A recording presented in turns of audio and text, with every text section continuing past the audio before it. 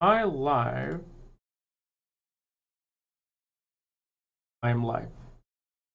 All right. So hopefully it's are done screaming because they have been screaming a whole lot. Oh, start it again. I've been waiting for the past 20 minutes from them to stop crying. I thought they stopped crying for 2 minutes, and I'm like, okay, I'm good. I can make videos.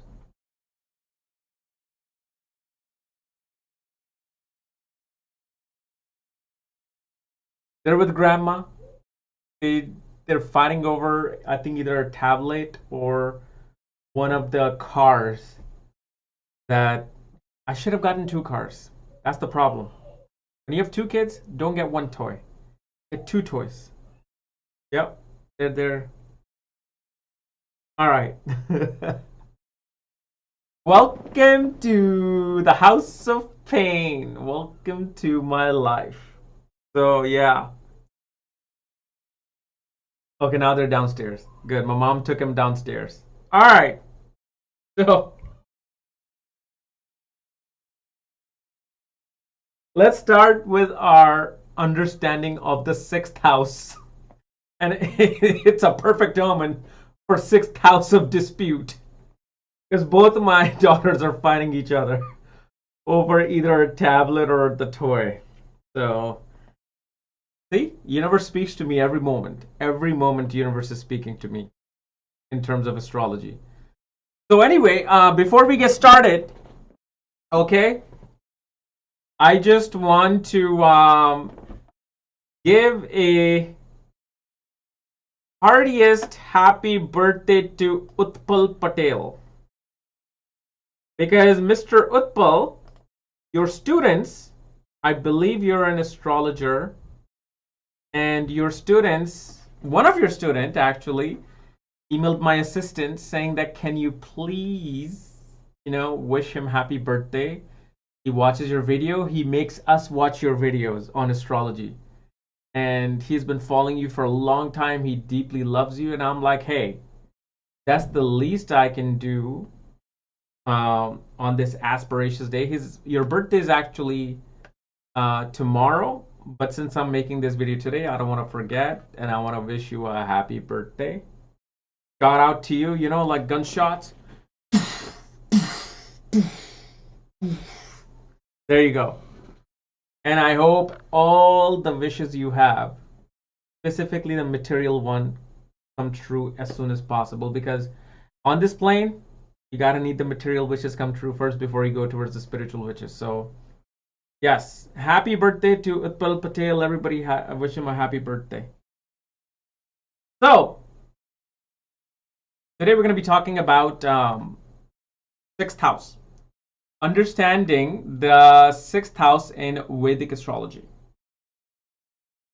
So, sixth house, as you know, in astrology, represents health, illnesses, diseases, health and wellness, nutrition, disputes, litigation, divorces.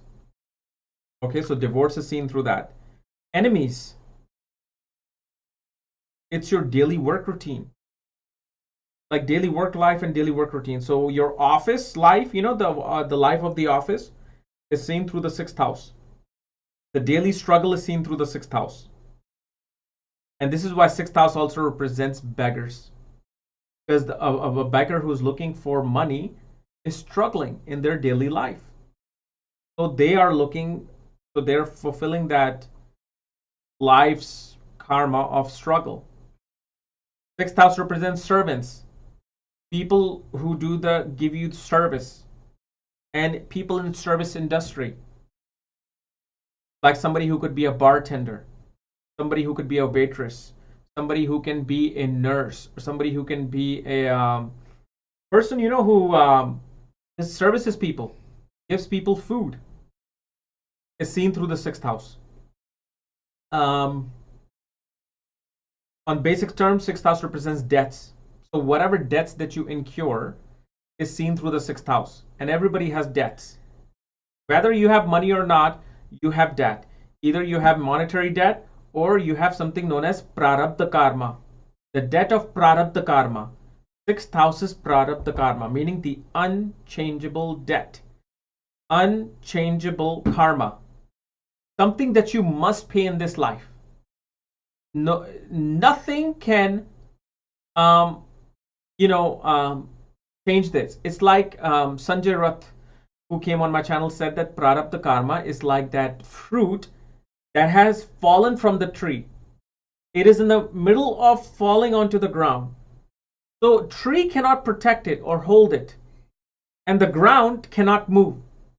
The ground will not open up so the fruit can go inside, and the fruit has to fall on the ground. The only person that can change your prarabdha karma is a guru.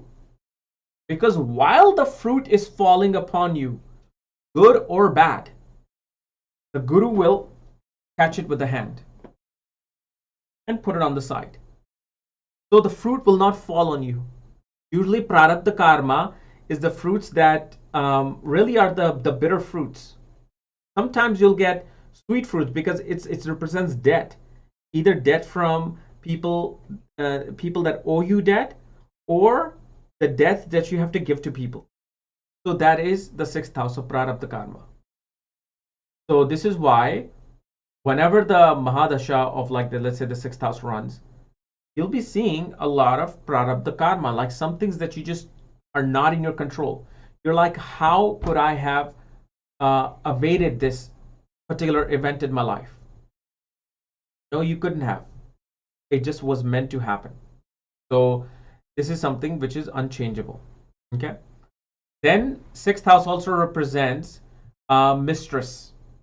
Like if somebody has a mistress, somebody has, an office romance, it is seen through the sixth house, because it is now. And I'll go into that bhavad bhavam of that. This is the reason why it is, though, but it's also the sixth house of mistress, and also it actually represents what do you call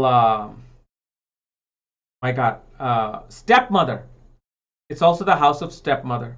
It's also the house of paternal uncle and aunts. Or I'm sorry, not paternal, maternal uncle and aunts. So all this is represented by the sixth house. Okay. Now that we know the basic of the sixth house, and everything that I just spoke of is from the ascendant itself. What does the sixth house represents from the ascendant? And also represents thefts. Sixth house represents theft. Sixth house also represents accidents. Eighth house and sixth house both are houses of accidents. Eighth house is sudden things, right? So accident just happens suddenly.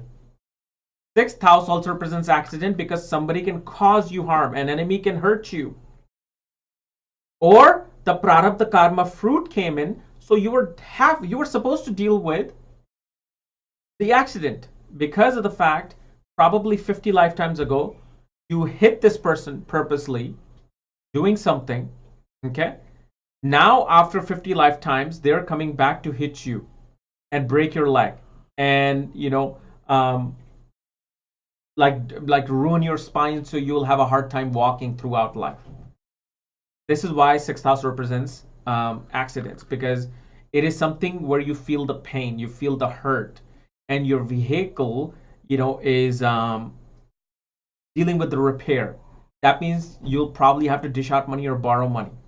This is why it represents that. Now, sixth house also represents the investments of your family. So, like your family lineage, we can say like your father's paternal lineage family is seen through the second house. The family that you grew up in, your father, aunts, uncles, all of their investments and all of their happiness, their ability to enjoy life, the fun things of the family, the educational level of your paternal lineage is seen through the sixth house. Like what kind of educational things that people will be attracted to in your paternal lineage? Is it science and spirituality? Is it mathematics and accounting? Is it finance and uh, medical field? So all of this is seen through the sixth house. Represents the happiness, comforts, and joy of your younger sibling. It represents the understanding of the maternal emotions through the eyes of your younger siblings. So let's say if you have a malefic planet in the sixth house, okay? You love your mother. You're like, my mother was the best mother in the world. Through the eyes of your younger sibling, you're like, no, wasn't the most emotional person. She was a very cold-hearted person because Saturn could be in the sixth house. So this is how you have to understand and study things. So you can just say, oh, you're wrong. No, our mother was the greatest mother. Absolutely wrong. Because the younger sibling would have their own experience. How they felt when the mother was giving you something and gave your younger sibling a little bit, then more. And you didn't pay attention. But your younger sibling psychologically saw that, like, all this gives him more and gives me less. So what is wrong with me? My mother's just a cold person. That's how it happens. And it also represents, sixth house represents the type of vehicle, type of house that your younger sibling will have. Then,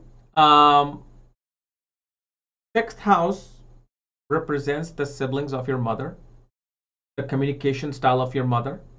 It represents publishing or writing religious and spiritual books. Spiritual and any communication related to spirituality is the sixth house. Why? Because remember, fourth house is the house of Vidya, meaning spiritual and religious Vidya. So this is why the sixth house represents the communication of the divine knowledge, communication of the spiritual knowledge, communication of the philosophical knowledge, the knowledge that is coming through the God straight, not something that you learned in a school, which is like less than quarter of what the knowledge you will gain through the divine. Sixth house represents the wealth of your children, speech of your children. The type of food your children will eat is the sixth house. It represents their ability to hoard things. It represents how much, what do you call, how many, like the type of gemstones, the type of, will they hoard any like gemstones and gold in their life is the sixth house. It's the fame of your children is through the sixth house. The health issues of your spouse is the sixth house. So not only represents your health, but represents health of your spouse. It represents the isolation of your spouse. Does your spouse like to be isolated? Where do they like to go when they're isolated? What type of spiritual beliefs will your spouse have? Is your spouse religious, spiritual, agnostic, atheist? Is seen through the sixth house. And this is very true. Trust me on that. Very, very true. You can clearly see somebody's spouse's dharma, somebody's spouse's, religious beliefs, things that they believe in, things that they preach and practice through the sixth house. Sixth house represents the type of footwear your spouse will wear. So let's say if you're a man, your spouse, does she love wearing like boots, like tall boots, or bellies, or sneakers? Does your spouse like to be in bare feet? Is all seen through the sixth house, especially if the nakshatra of the sixth lord will tell you the type of footwear your spouse will wear. How beautiful it is. Sixth house also represent the gain of your spouse. It represents the gains of your spouse's family. Sixth house represents destruction of enemies, sudden gains through enemies, gain through insurance, gain through inheritance is seen through the sixth house as well. Then also the sixth house represents the reputation, career, and environment of your father. It represents the type of authorities your father will interact with. Will your father interact with, like, IPS officer, IAS officer, foreign authorities? That is represented by the sixth house. Sixth house represents the fame of the father as well. Also represents the type of reputation your gurus will have. How is your guru known in the world? The guru, and I don't mean like every single person you come across who's spiritual or religious. I'm talking about the person that you accept. You are my guru. Sixth house will tell you what the world thinks of them. Okay. Then, sixth house represents the luck and bhagya, prosperity of your career, the jobs, the success of your job, how much prosperity you will gain through jobs, how much luck that will come out from your jobs is seen through the sixth house. It represents the type of beliefs you have about your workspace. Like, what is that? What is the type of dharma you want to follow when you do your actions, like your karmas, your karma? What type of belief system those actions have is seen through the sixth house. So sixth house, this is why sixth house is the artha house, house of work. And this is why you can't just say sixth house is a bad house. Because without sixth house, you cannot have a job. You will not have a job. You will not have a place to go to on a daily workplace, on a daily routine. The office that you have is the sixth house. Okay? Sixth house represents your professional mentors. The mentors that you have at work is seen through the sixth house. Then, sixth house represents the hidden wealth of your elder sibling. Sixth house represents the sudden events that could happen in your elder sibling's life. Sixth house will also represent the sudden gains you will get through your professional network circles. It represents the hidden psychological makeup of your elder sibling. Now I'm talking about your first elder sibling, the eldest of the eldest, is the 11th house. Second eldest would be the ascendant. Then the sixth house will also represent your paternal grandfather. Sixth house represents your paternal grandfather. Even though the fifth house is your grandfather, right? Sixth house is also your grandfather. Why? Think about it. 12th house represents the eternal grandmother. I'm sorry, reversing these. My God, these paternal, maternal, drives me nuts. 12th house represents paternal grandmother, your father's mother. Seventh from it is the spouse of your grandmother. Who's that? Your grandfather. And father of your father is the fifth house. So now, what is the difference? Okay? Because both are your grandfathers. One will represent how your grandfather was perceived by your grandmother.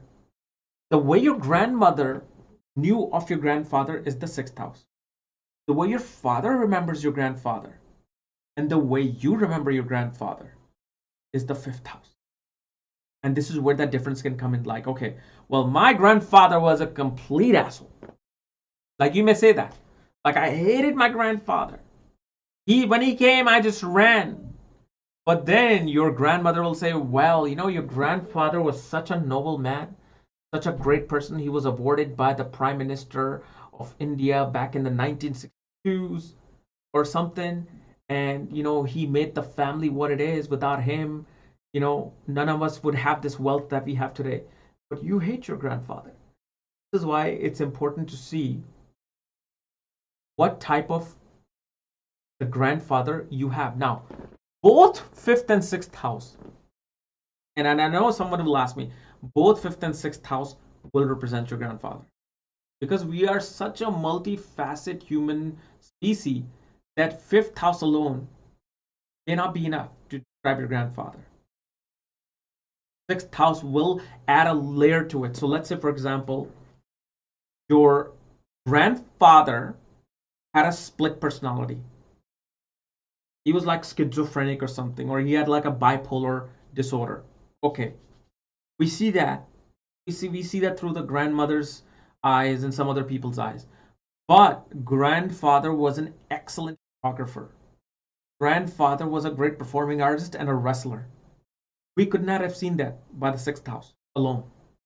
We would have had to see the fifth house as well. So this is why we have to really understand the dynamics of the houses. How does the house work? So like I was telling you last time, when a planet transits a certain house, it'll, especially with the degree that it's at, like let's say your ascendant is at 15 degrees. When the planet is at 15th degree in the fifth house or the sixth house, it may bring certain event to your grandfather, see, or your servant. So your particular transit will show what is happening in your family member's life this year or next year. So this is, once you understand a house, that's when you understand its dynamics, its engineering. Like for example, sixth house is prarabdha karma, right? Without your grandfather, and this is why it's prarabdha karma, it is unchangeable. You will not be here. Now that you are here, that was an unchangeable event that is to happen. That happened. Which happened, why? Because your grandfather existed. Through your grandfather, your father came. And then through your father, you came.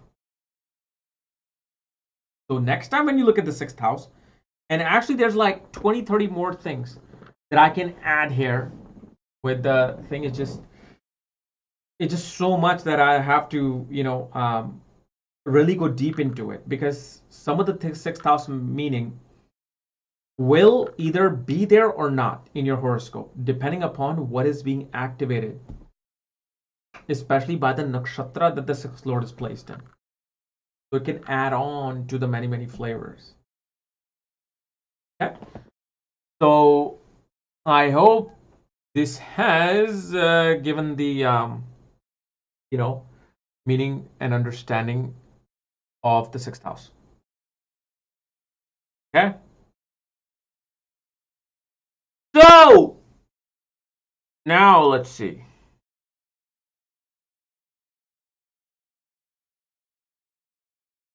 Sixth Lord Mars debilitated in Ashlesha. Well, depends. Is it from the Scorpio side, or is it from the Aries side? That'll have a huge difference.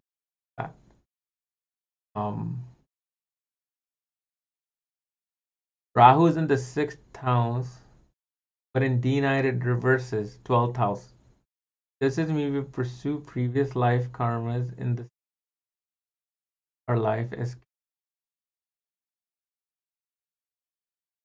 Okay, so now this dynamic of Rahu switching in the birth to Navamsha, first of all, we show your prarabdha karmas in the birth life. Okay, the prarabdha karmas in the birth life that you're going to deal with, they're going to manifest in your second half of life within the 12th house. So perhaps by going through a lot of debt, perhaps facing a lot of competition and enemies, and grinding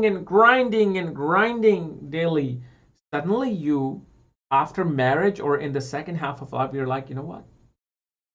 I'm gonna give up on this just jungle, and I want to just go live in isolation. I want to go live in foreign lands, isolation. I want away from this trouble, and I don't want to be bothered by anybody.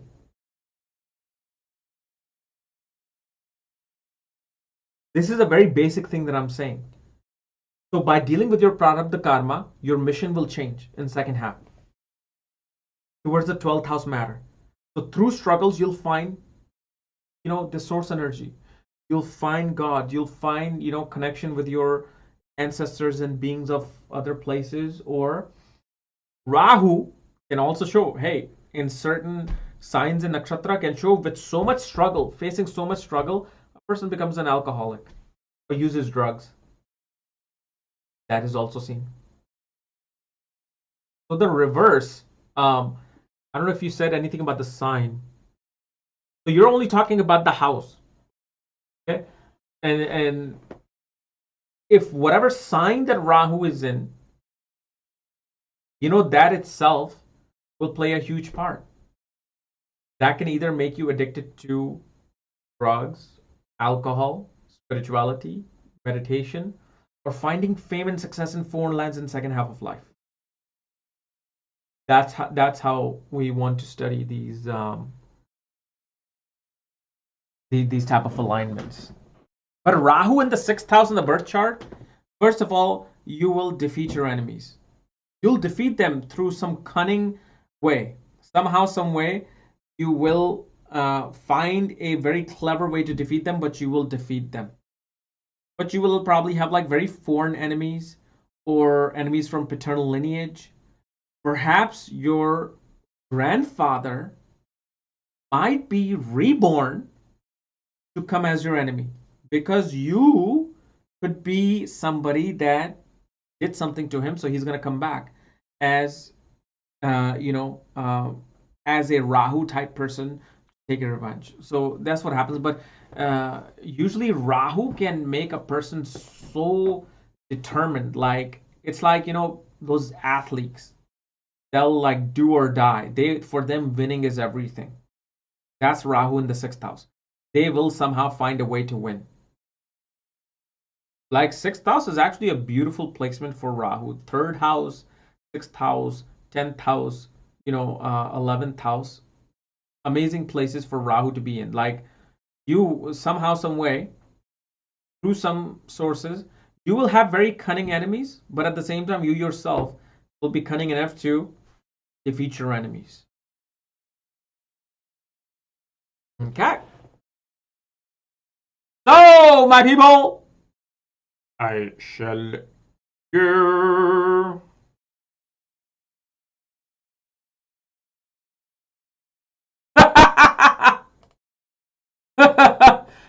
Remember, you said we can know the size of our future husband penis? Can you tell us to see that? Absolutely. That's funny. Look at, it's very simple actually. There's nothing complicated about it. Just look at the yoni of your spouse. Like the yoni of a female will show how deep the yoni of the female is, you know, and then the yoni of the man will show how big the man's junk is. This is why it's important actually, yoni. In horoscope matching, those who do horoscope matching, it's very important. Besides looking at the distance between moons and Venuses and looking at the yoga of longevity of both the person, and one of the most important things in horoscope matching is also you have to see, does the other person canceling the longevity of the other? All these little things are there. This is why I don't go into horoscope matching, because I mean, if you go deep into it, you can really see who's going to prolong whose life and who's going to shorten the other person's life. But as far as yoni is concerned, yeah, it's very important. Like how a horse yoni, cannot be with the what is it called, the boar yoni, or the this God, I mean, there's like animal names. Um, Like a horse yoni will do very well with elephant yoni, or horse and horse, elephant, elephant will do quite well. So, yeah, when you go to the bar next time, ask the man, so, what's your yoni? Whoa, let's go. Let's finish our drinks and go. Hey, how do you think I did in the bar, huh? All they did was just ask me my yoni. That's what it is, man. And that's what she said all the time. What's your yoni? Wow. So yeah, next time, and actually I think my report does show the yoni. Let me see here. I think it's pretty much on the first page of the report. Yoga, karna at birth. I know there's yoni for sure. Yeah, number 4. Okay, so when you get my report, on the very first page, look at the section of Afkada Chakra, and number 4 is the yoni. So like the Simha yoni and horse and Sarpa, all of these yonis are there. So if you want to know how well your man can please you, just look at the yoni, baby. That's all you need to know. But remember, one yoni will not fit the other. Talk about a pun. But I mean, like, they will not be compatible. Just because you have a horse yoni doesn't mean you'll do well with the boar, or you'll do well with the Simha yoni. So yeah, remember that. So yeah, I mean, like, when I can easily look at somebody's yoni and I know what the size is. Hey man, some perks of being being into astrology. So anyway, guys, I am enough of the comedy show. I have to actually run because I've gotta do some. I have to make one more video today. Okay. So, how do you find your yoni? Like I was telling you, if you get the birth report, like on my website, astrologycares.com, option 5 and below, when you get the report, on the first page, on the very first page, you'll see yoni on the left hand side column in the middle. It's that chakra section, so you can see what yoni you have. All right. Taya!